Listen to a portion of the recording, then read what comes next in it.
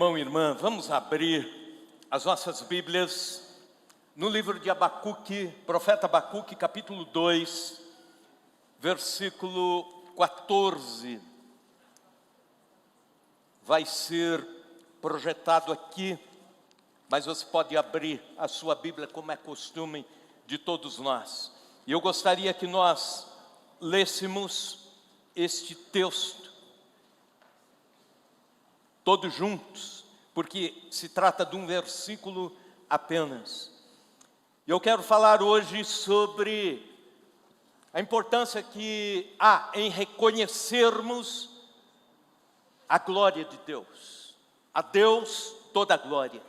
Quando a gente diz glória a Deus, quando a gente pronuncia, quando a gente declara a glória de Deus, quando a gente vive isso, quando a gente rende a glória de Deus, nós estamos entrando num dos valores mais importantes da fé evangélica. Abacuque capítulo 2, versículo 14. Vamos juntos falar? Pois a terra se encherá do conhecimento da glória do Senhor, como as águas cobrem o mar. De novo, pois a terra se encherá do conhecimento da glória do Senhor, como as águas cobrem o mar.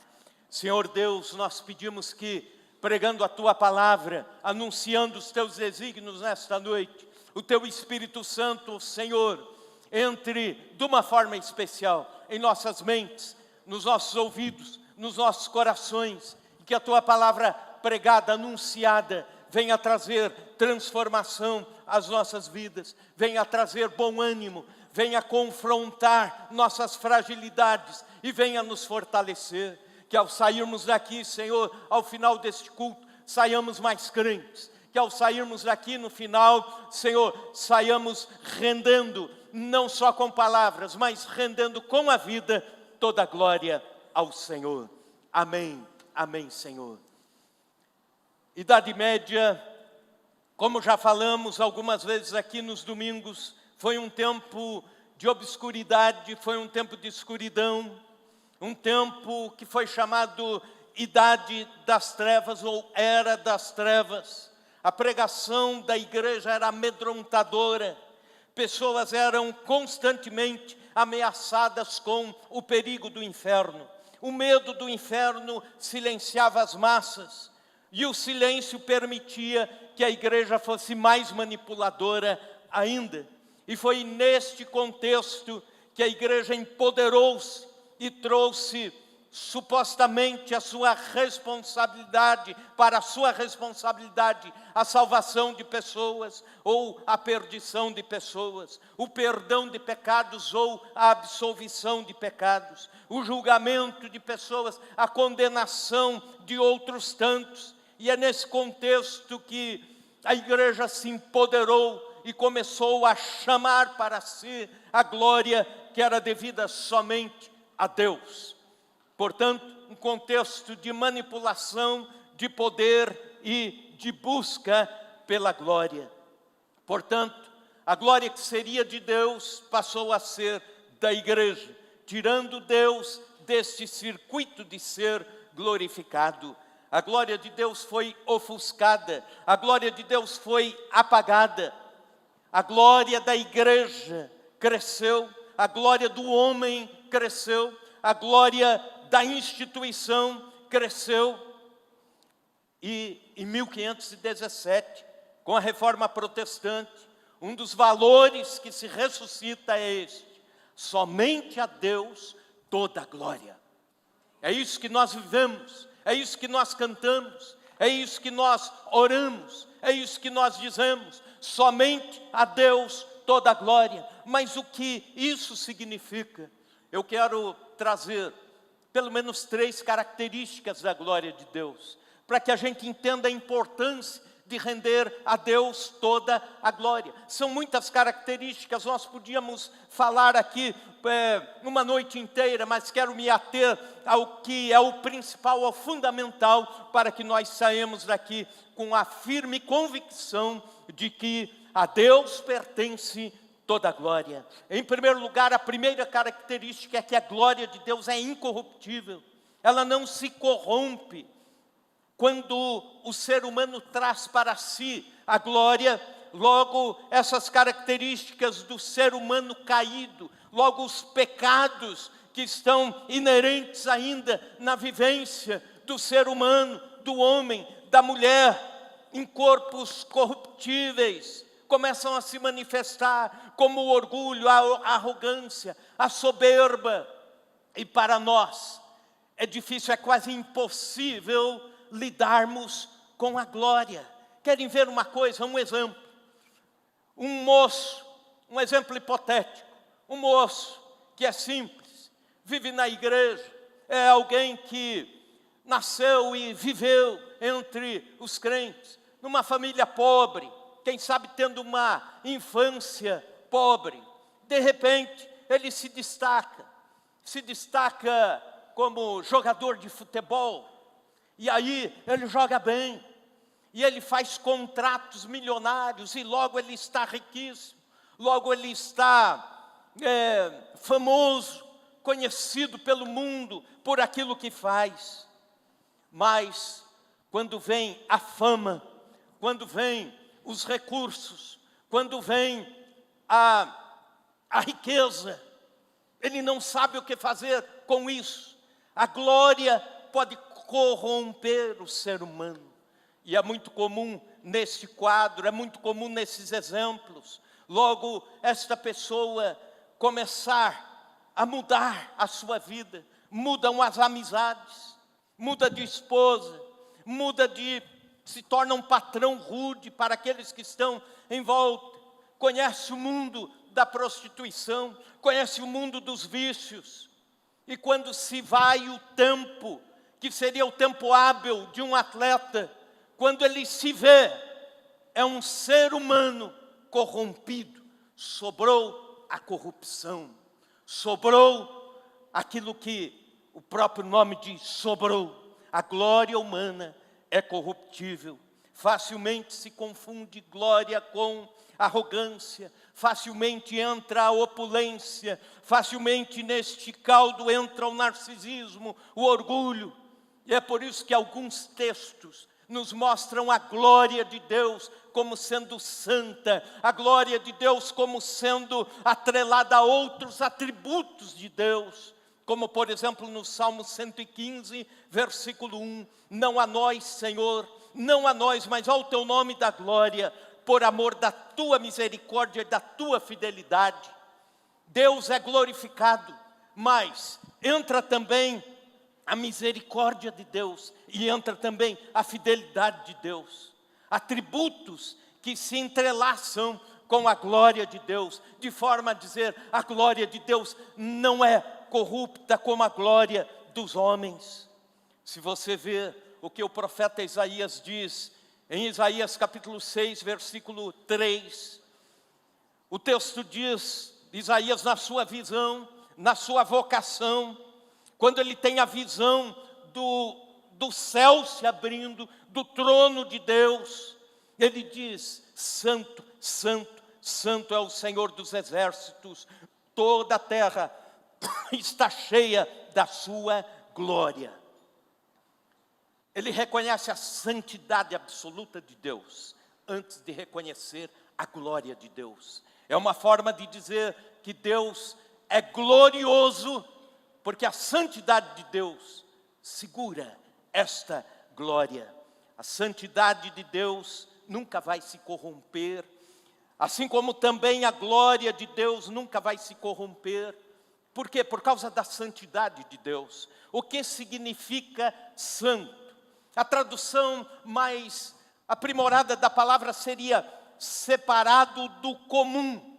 Aquilo que é comum e de repente separa-se algo precioso, único, singular daquele comum. É como se houvesse tantas pedras preciosas aqui e de repente alguém vem e separa a principal, a pedra mais rica, o diamante mais caro, aquele que não pode se encontrar em outro lugar, é tirado separado, então separado do comum e único. Assim é nosso Deus. Quando o comum recebe a glória, pode se corromper. Quando o santo recebe a glória, nunca vai se corromper, porque é santo, Deus é santo, incomparavelmente santo. Quando o único valor recebe a glória, essa glória não se corrompe, por causa da santidade de Deus, por causa da fidelidade de Deus, por causa da graça de Deus, por causa da misericórdia de Deus, tudo isso atrelado à glória de Deus. A glória de Deus manifesta também com outros atributos. Por exemplo, em Efésios capítulo 1, versículo 6, a glória de Deus está atrelada à graça de Deus. E é por isso que Paulo diz, gloriosa graça. Isso responde aos filósofos que perguntavam, que Deus narcisista é esse que ama a própria glória? Ou então, que Deus é esse que faz questão de ser glorificado? Ou então, que Deus é este que briga por causa da sua glória? Ou que Deus é arrogante assim para chamar para si a glória? Não, a resposta é essa que o salmista dá, a resposta é essa que Isaías dá, a resposta é essa que Paulo dá em Efésios. Quando um ser santo é glorificado, ele está nos livrando da nossa glória corrupta. Ele está nos livrando das arapucas que a glória humana pode oferecer para nós. Voltando ao exemplo anterior. O jovem, digamos que aquele mesmo jovem pobre, em outro quadro, ele é um jovem cristão, de fato, reconhece Deus, sabendo que tudo vem dele, tudo volta para ele.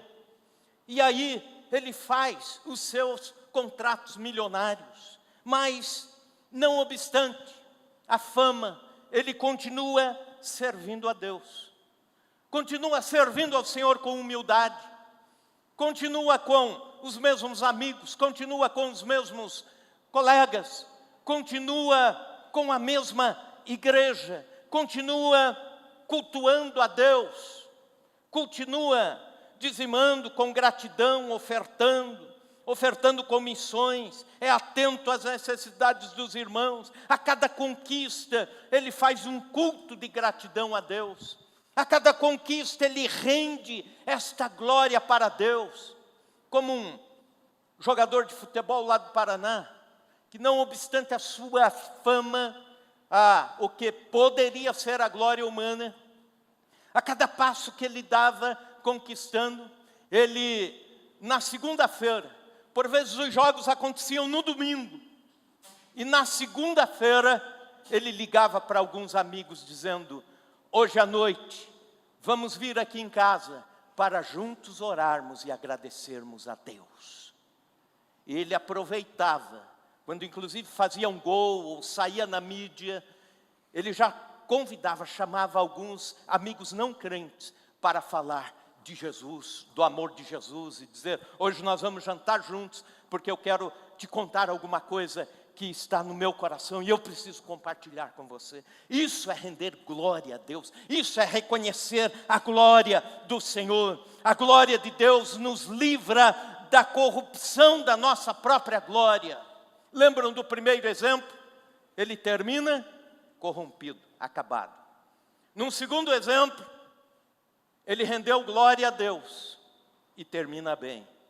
Se aposenta bem, continua a sua carreira de outras formas, mas ele soube render glória a Deus. A glória do homem é corrupta, a glória de Deus é incorruptível. Segunda característica, a glória de Deus é inegociável. Veja comigo Isaías capítulo 42, versículo 8. Eu sou o Senhor, este é meu nome, a minha glória, pois, não a darei a outrem, nem a minha honra às imagens de escultura. Deus está dizendo, eu não negocio a minha glória. ao longo da história, o ser humano reconhece que a Deus é a glória, mas parte dela eu posso ficar com ela, eu posso ficar com um pouco dessa glória para mim, eu posso ficar com alguns elogios, eu posso ficar com alguns reconhecimentos, eu posso ficar com algum orgulho armazenado aqui, eu posso ficar, afinal Deus já tem tanta glória, deixa eu ficar com um pouquinho. E essa negociação silenciosa acaba por corromper o coração humano, o coração do homem, o coração da igreja. A glória de Deus é inegociável. Nas páginas das Escrituras Sagradas, nós encontramos Deus chamando para si a glória absoluta e inegociável. Por exemplo, a glória de Deus é absoluta na salvação do homem. A glória de Deus é o fim de alguém ser salvo. É salvo, somos salvos para glorificar a Deus. Somos salvos para espalharmos a glória de Deus por este mundo, por essa cidade, por onde vivemos. Veja bem, abra a Bíblia comigo em Efésios capítulo 2, versículos 1 a 10. Efésios 2, 1 a 10. Nós encontramos 3 blocos aqui que eu quero chamar a atenção a você. Primeiro, do versículo 1 a 3, mostra como nós éramos antes de conhecer a Cristo. Como era a nossa natureza caída, depravada, antes de conhecermos a Cristo.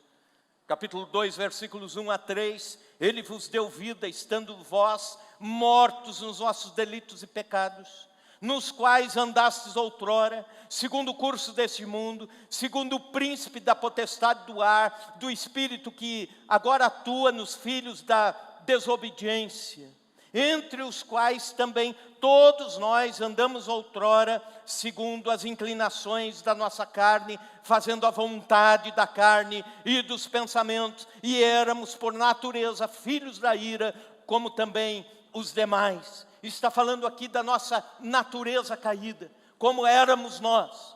E escute isso, não venha dizer para Deus que você era bom, que você tinha direito ao céu, que você e eu tínhamos direito à vida eterna por nós mesmos, pelas nossas obras, ou pela justificativa humana, ou pela justiça própria. Não, diante de Deus estávamos mortos em nossos delitos e pecados.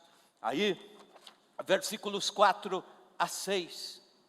Mas Deus, sendo rico em misericórdia, e aí entra um mas Deus, sendo rico em misericórdia, por causa do grande amor com que nos amou, e estando nós mortos em nossos delitos, Ele nos deu vida juntamente com Cristo, pela graça sois salvos.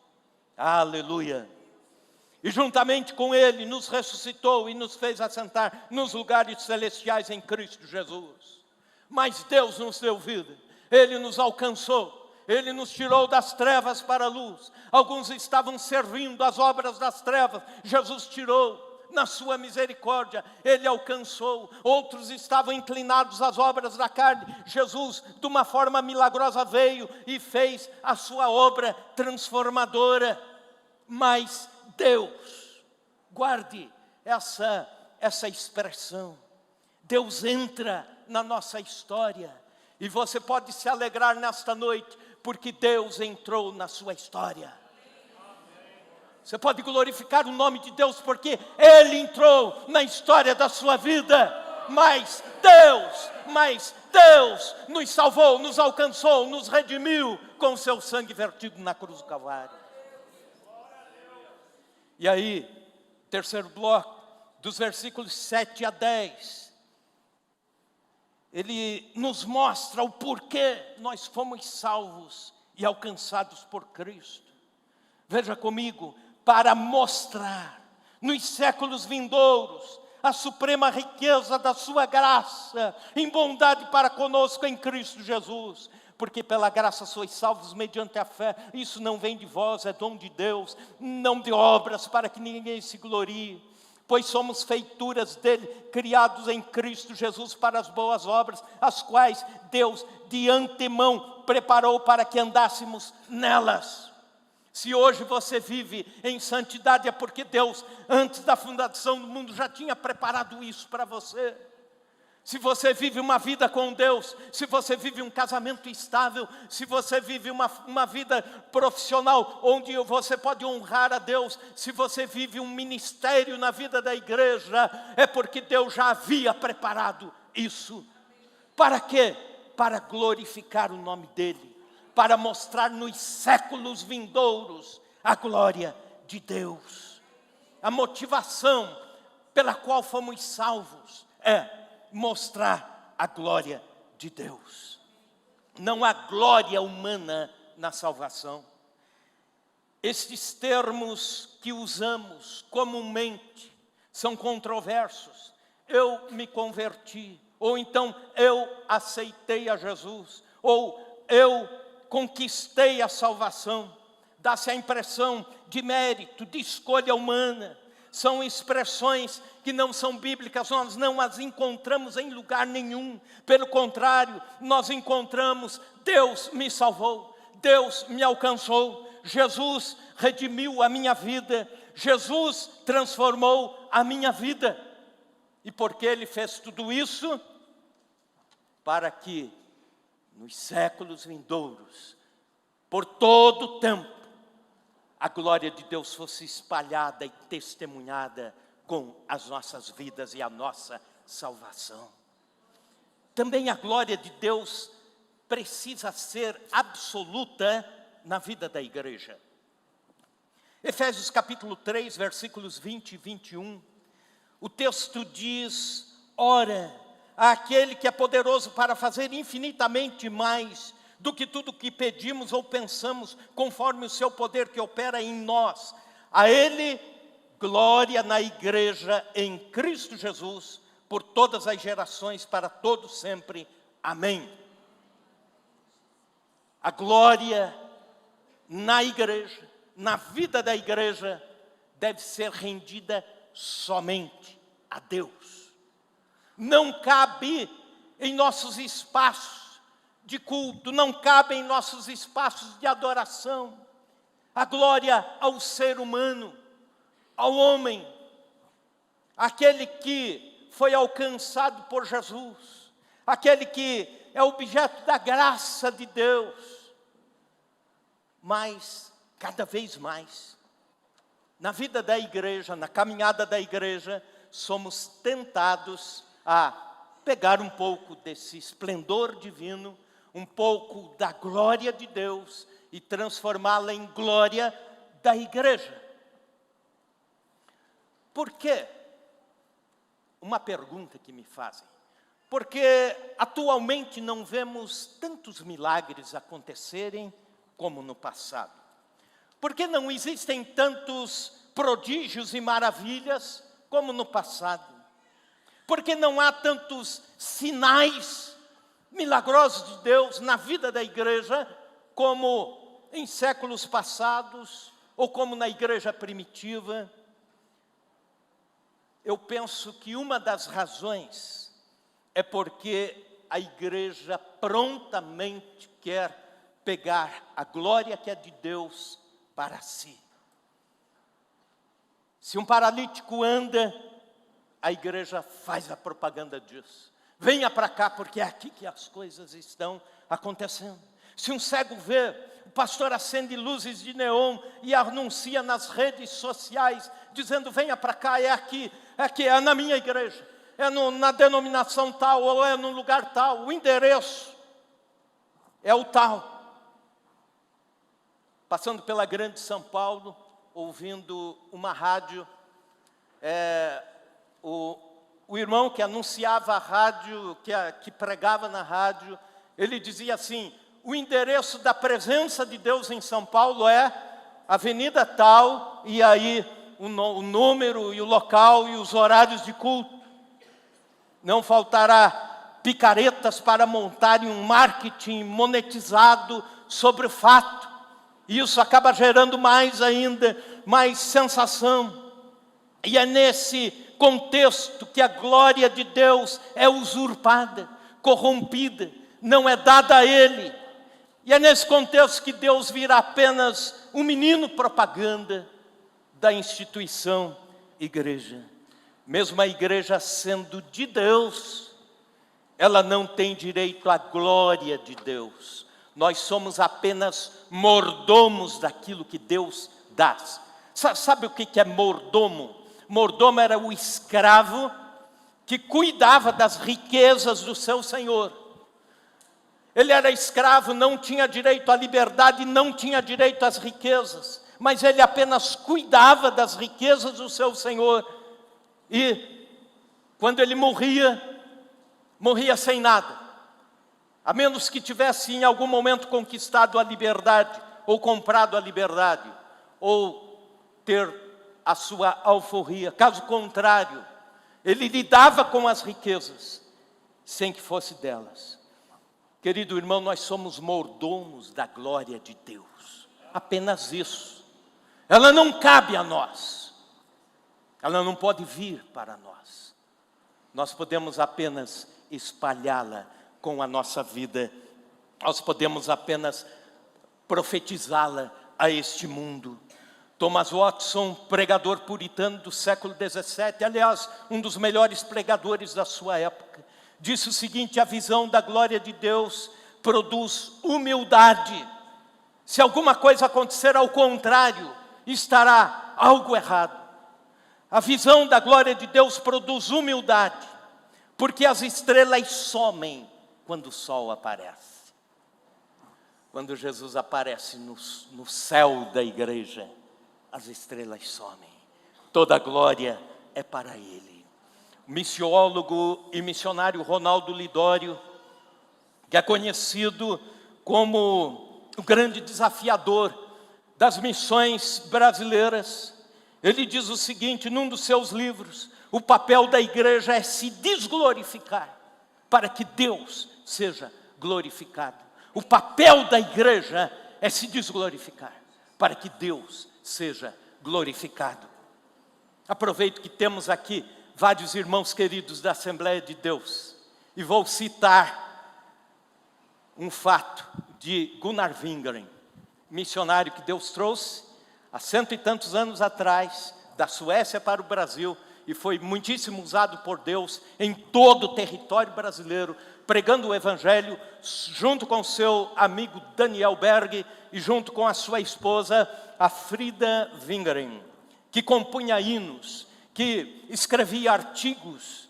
Aliás, ele era um homem muito sério naquilo que fazia. E Deus ia o usando.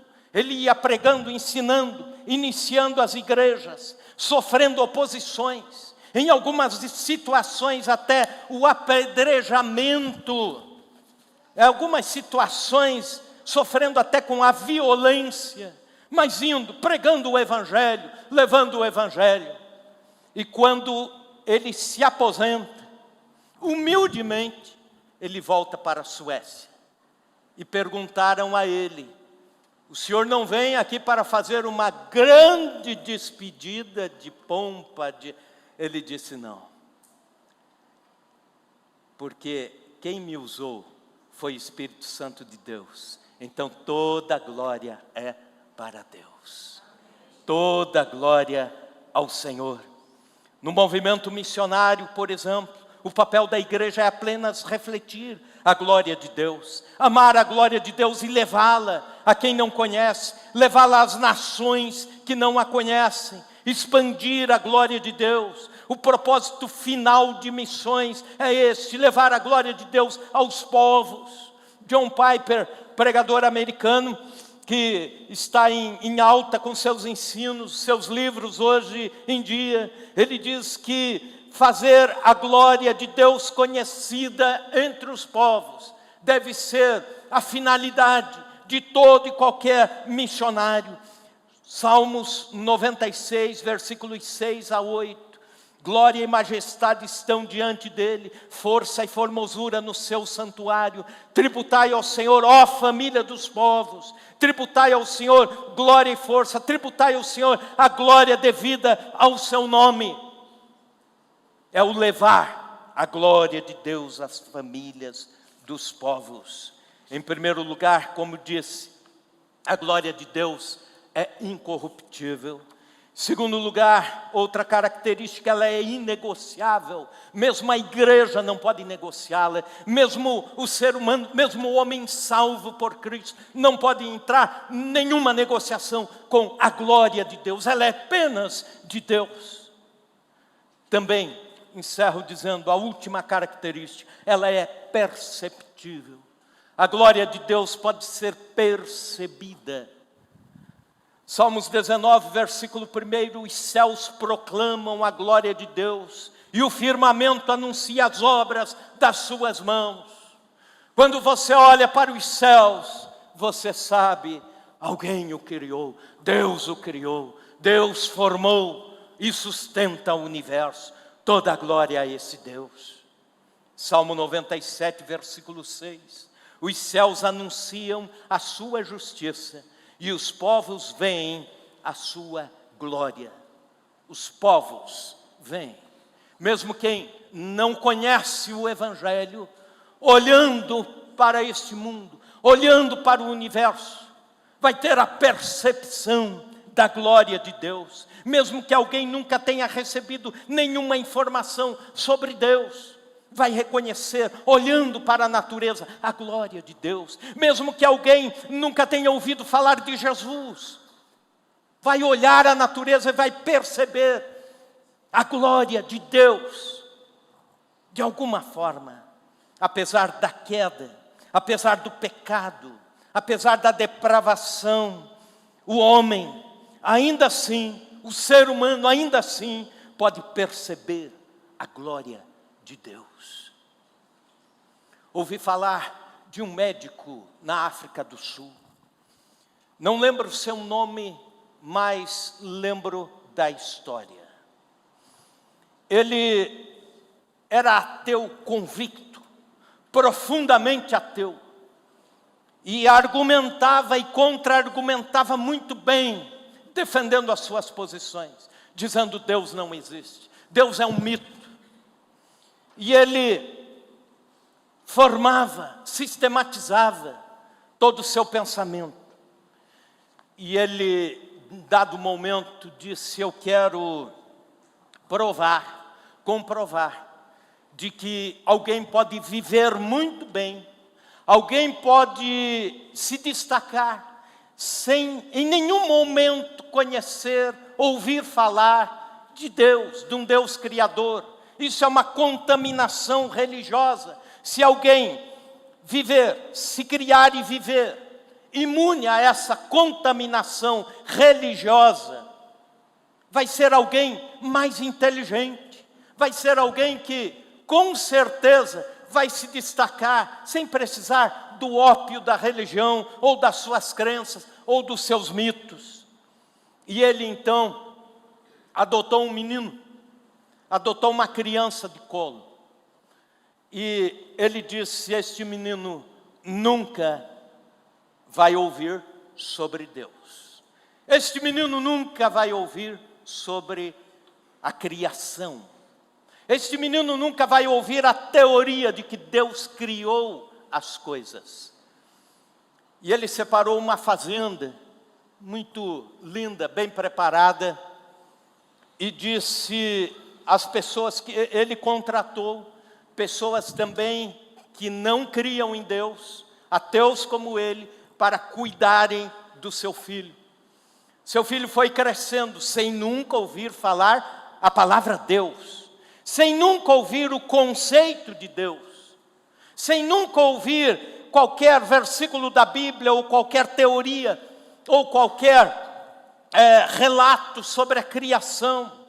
Este menino foi crescendo, sem nunca ouvir. Os professores vinham na fazenda, ensinavam todas as disciplinas. O pai rigorosamente mantinha os ouvidos do filho vedados, para qualquer iniciativa de religião, qualquer narrativa religiosa. E o menino foi crescendo. Não havia nenhuma mídia que falasse sobre Deus para aquele menino rigorosamente isolado de qualquer conceito de Deus. Esse menino estava completando 15 anos. Seu pai, o médico, entrou na fazenda no dia do aniversário do menino e olhou. O menino estava contemplando o pôr do sol, assentado numa cerca de madeira, e depois da cerca um precipício. E o menino estava lá sentado, e o pai trouxe a caminhonete para dentro da porteira e desceu a pé. E foi indo, chegou mais perto do menino, observou que o menino estava falando alguma coisa, e foi bem quietinho, chegando perto, sol se pondo, menino assentado, e em dado momento, o menino esticou os braços assim, e o pai se assustou, pensando que ele poderia cair, e o pai chegou mais próximo e ouviu o menino gritar: Sol, manda meu abraço para o teu Criador. Sol, manda o meu abraço para o teu Criador. Ele nunca tinha ouvido que Deus havia criado alguma coisa. Mas no ser humano existe o conceito de que Deus criou todas as coisas. No ser humano existe o conceito de que Deus sustenta o mundo, de que Deus sustenta o universo, que Deus governa todas as coisas, que Deus mantém, que Deus provê, que Deus cuida de tudo. Mesmo que alguém seja isolado desses conceitos, mas no profundo do coração, ele sabe: Deus, manda meu abraço. Sol, manda meu abraço para o teu Criador. Abraham Lincoln disse que é impossível o homem olhar para baixo e não ver Deus. Aliás, é possível o homem olhar para baixo e não ver Deus, mas é impossível olhar para frente ou olhar para o alto e não ver Deus. A glória é de Deus e o mundo percebe isso. Mesmo quem não conhece a Deus, percebe a glória de Deus em tudo que vê. A glória de Deus é incorruptível, é inegociável e é perceptível. Eu quero encerrar com o texto de Apocalipse capítulo 4, versículos 10 e 11. Quando a igreja estará no céu. E eu posso dizer que é a cena corrigida. É a cena corrigida. A igreja no céu. Os 24 anciãos. Quem são os 24 anciãos? Todos os salvos da velha aliança. Os 12, o número simbólico de um povo da velha aliança. O 12, mais 12, um número simbólico da nova aliança. A somatória disso, todos os salvos de todas as épocas, tanto de antes de Cristo como depois de Cristo. O número 12 significa povo, povo organizado. Então, os 24 anciãos, a ideia de todo o povo de Deus no céu, encontrando-se, e Deus diante do trono. E aí os 24 anciãos, a igreja, adora o Senhor pelos séculos dos séculos, com coroas na cabeça, os galardões. Mas quando a igreja olha para o trono, ela diz: não merecemos a glória, não podemos viver com a glória.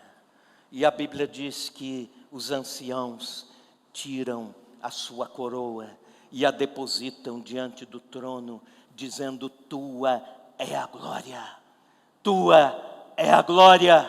E a coroa, as coroas ficam aos pés do Senhor. E eles dizem: Tu és digno, Senhor nosso, de receber a glória, a honra e o poder, porque todas as coisas Tu criaste, sim, por causa da Tua vontade vieram a existir e foram criadas. No final de todas as coisas, a igreja dizendo: a glória é de Deus. Aleluia.